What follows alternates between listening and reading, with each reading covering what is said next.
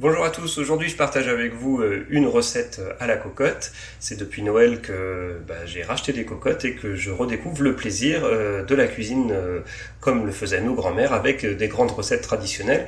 Et aujourd'hui je partage avec vous donc le veau en croûte de romarin.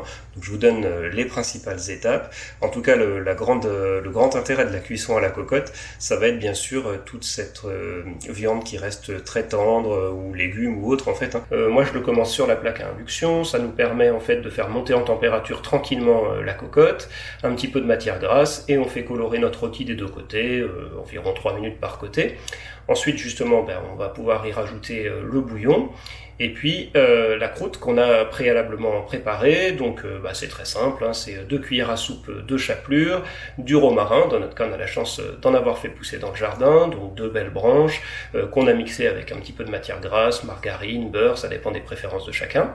Et puis à même la cocotte, sur notre rôti qu'on a fait donc colorer, on peut rajouter cette chapelure avant d'enfourner pour environ 1 heure et demie. Certains aiment bien faire dans la recette directement les pommes de terre en lamelles autour du rôti dans le four.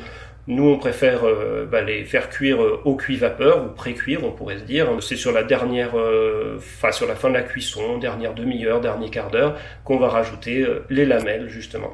Donc en fin de cuisson et grâce au bon temps de cuisson, environ 1 heure et demie, eh bien c'est vrai que là on va avoir tous ces arômes du romarin.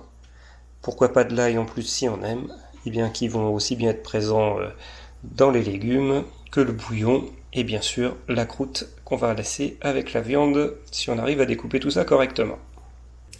Et bien voilà pour cette bonne recette. N'hésitez pas à nous dire comment vous faites, si vous la faites aussi, et on peut rajouter de l'ail par exemple au niveau de la croûte. En tout cas, eh bien régalez-vous bien et surtout bon appétit bien sûr.